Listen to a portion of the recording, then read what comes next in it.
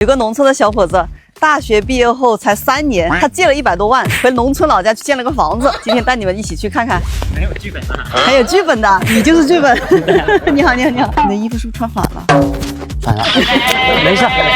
你这个门这么多，从哪里进？都可以进，我们走这里进吧，正式一点，在这里。像白云一样生活，这是一个作家写的，符合我们这里调调。意境很好。这是你种的葡萄树啊？对啊，2棵。你种在里面行吗？它上面是有雨的啊，镂空的。镂空的？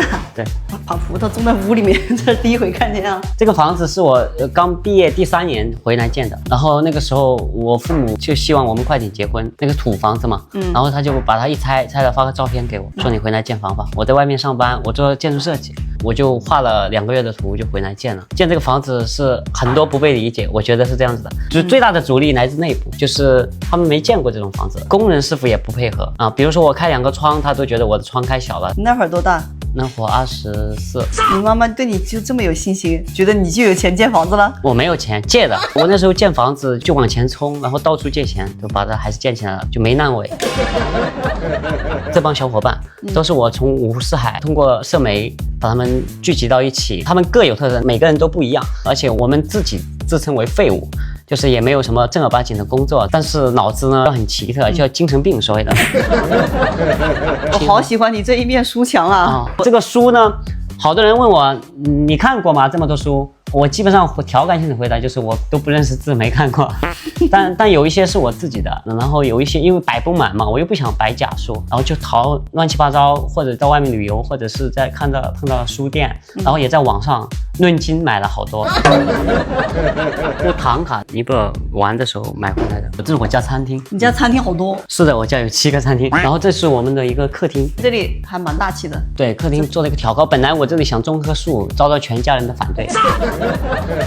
宽姐，你今天在这吃饭吧，我冰箱里吃的喝的啥都准备好了，而且还有我们农村才有的这个土鸡、土猪肉、土鸡蛋，都是我们赶集买回来的。那你多久赶集一次啊？我1周2次，你是不是担心它不新鲜了？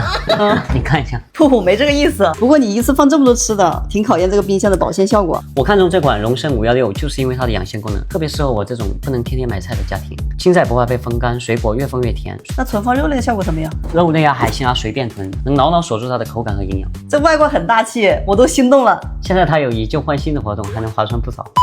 那你对象找到没有？没有，一直在相亲。你要相亲的话，就把这个拿下来。有一个相亲的人跟我讲，丈母娘都不喜欢黄毛，我马上要染白，你来太早了，你晚来几分钟我就白了。丈母娘也不喜欢男孩子戴这个。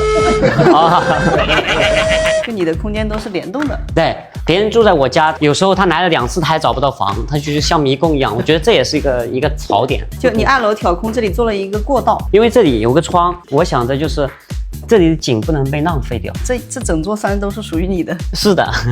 我们晚上有篝火，有电影，有时候我朋友会来唱歌，有乐队。那这是一个麻将房，就相当于这是2室1厅了，然后那边又是个2室1厅了。这阳台还挺大的，我看你种的植物都蛮有意思的，全部都是穿墙而入，就是散养的。当时是怎么走出去的？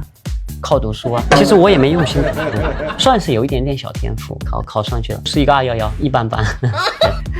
211都是一般般吗？是一般般。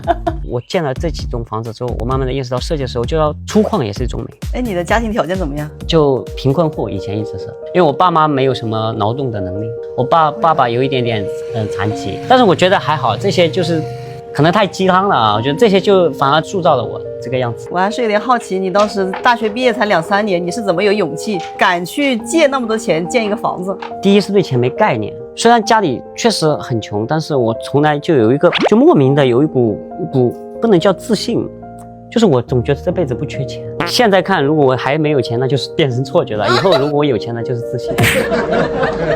就是我不会为钱焦虑，挺难得的这种精神状态是吧？有没有被钱逼得很难受的时候？小时候很多次吧，但有一次比较印象深刻，读书读到几个星期就会被老师赶回来交学费嘛。有一次我奶奶给我3分钱，她都不知道分子不可以用，基本上。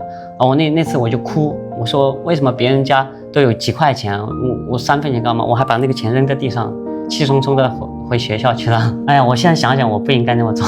你当时建这个房子一共花了多少钱？第一次是98万多，就包括装修什么的全部搞好了？全部搞好了啊。那还是挺便宜的。因为我自己在家待的是3个月，一直在监工啊。我就好奇，你家里条件也不是很好，谁能给你借这么多钱？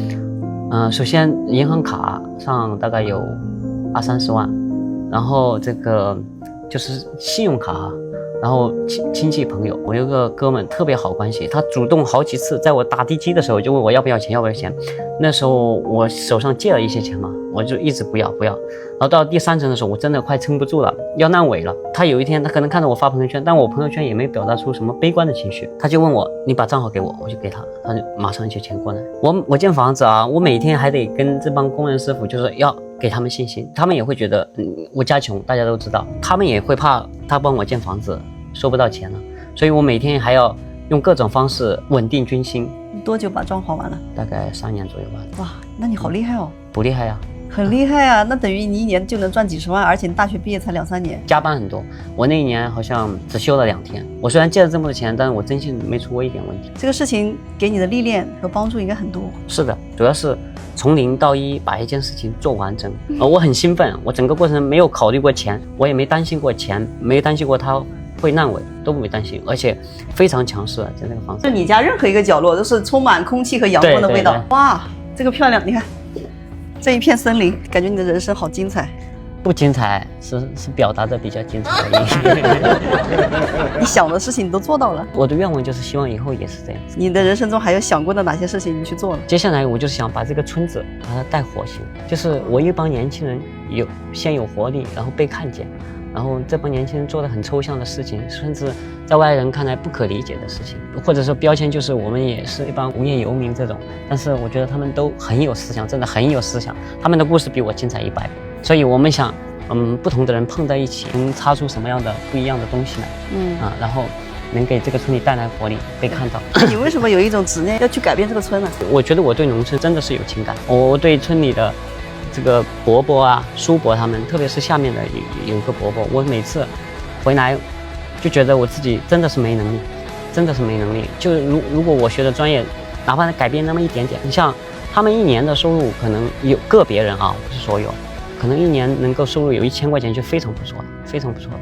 但是如果你能够稍微带动一下，有一些流量的话，他们可能1个月搞个1000块钱都很简单。我希望通过这件事情能够带来一些乡村振兴上的一个启发，或者探索一条新的路径。